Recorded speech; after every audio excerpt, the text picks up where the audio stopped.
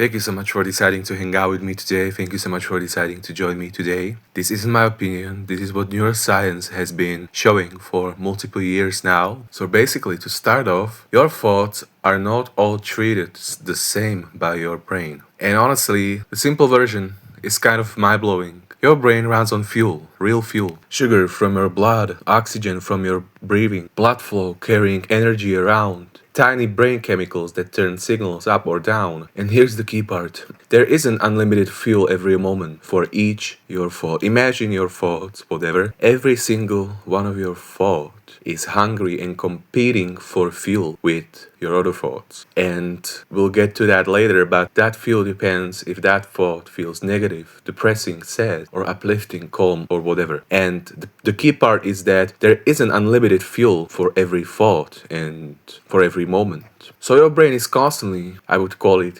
quietly deciding, okay, which thoughts deserve more power right now? Which thought you're thinking? Which situation that thought appears. Think of it like your brain has a little energy budget for each thought. Not every thought gets the same amount.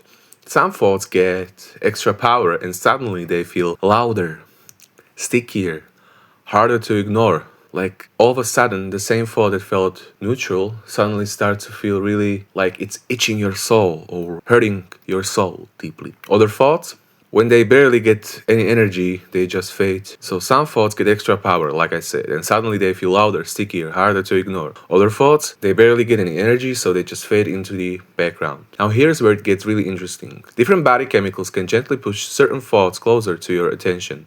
And not always, and majority of time not because the thoughts are more true, just because the system turned their volume up. For example, when norepinephrine goes up, this is your alert chemical, your brain becomes more watchful. It starts scanning for problems. So small worries can suddenly feel weirdly important. Not because it always actually matters that much, but because your alert system went, hey, this might be important, give this more energy. Another one is dopamine. Dopamine is heavily involved in motivation and interest. When dopamine activity shifts, certain thoughts suddenly feel more exciting, more interesting, more worth following. Imagine any thought. Imagine that this thought got more dopamine, more fuel, and now, for example, as Monday thing is going outside for fresh oxygen, or hang out, or absolutely whatever, or watch something, feels more exciting, more interesting, more worth following. That's why sometimes one idea grabs you immediately, and another idea, even if it's logical, just feels flat. Your brain basically funded one signal more. Then there's serotonin. Probably you've already heard this term, serotonin, which helps regulate overall emotional tone. Depending on how this system is behaving, the exact same thought can feel lighter on one day, heavier on another. For example, loneliness, or people I'm missing out, people are living better lives than me whilst I have just financial pressure and stressful job. People are sitting at desk while I'm studying the whole shift, whatever. Nothing about the outside world changed, but the color filter on your thinking shifted slightly. Even something very basic like blood sugar matter. When your brain's energy supply dips, like when you're very hungry or exhausted, the system becomes more strict with fuel, okay?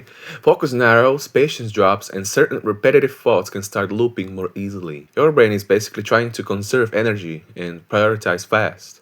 So when a thought suddenly feels very loud in your head, or very emotional, or very hard to ignore, sometimes what changes is not the thought itself, it's the fuel and chemistry behind the scenes. A simple way to picture it is this. Inside your head, thousands of tiny thought signals are waiting. Your brain doesn't show you all of them. It gives more energy to some and less to others. And the ones that get more fuel, those are the ones that step into the spotlight of your attention. And I thought it's really important to share this because our thought is basically what shapes 100% of our existence, no matter if we sleep, if we're awake, no matter what we're doing, no matter what our situation is, no matter what we are solving. I think it's important to know this because it's verifiable knowledge you can find from any verifiable, reliable source. And I think it's very important to know because our brain loves pranking us metaphorically with, sometimes stuff just feels like it metaphorically tortures your soul. And every intention that we've ever came up with came first from our thoughts. So I think especially in today's economy situations and anything, knowing this and learning about our thoughts and feelings and actually neuroscience, explore that. I think it's very important, and I think for me it's very calming, and that's why I'm doing this, because it calms me and it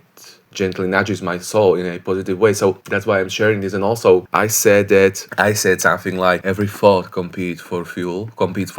But yes, not literally every single thought in a conscious gladiator arena, but yes, brain signals are constantly competing for limited processing resources. The brain is flooded every second with sensory signals, memory fragments, emotional tags, predictions, random neural noise. But brain has limited glucose delivery, limited oxygen, limited attention bandwidth, limited neural firing capacity, so it has to prioritize. So basically, in neuroscience terms, it's more like neural signals compete for representation and amplifications. But in normal human language, it's our thoughts compete for limited fuel. And yeah, thank you so much for your precious time here. Thank you so much for hanging out with me today and exploring our thoughts and feelings. Especially take care. I wish you so much joy, strength, and resilience in this cruel, unequal world filled with so much injustice and pain and humiliation and randomness and sometimes joy, if it's possible. Take care, especially take care. Feel free to explore our feelings and thoughts with me, even in other videos. But please absolutely don't feel like you have to. Especially take care, and I can't wait to catch you soon.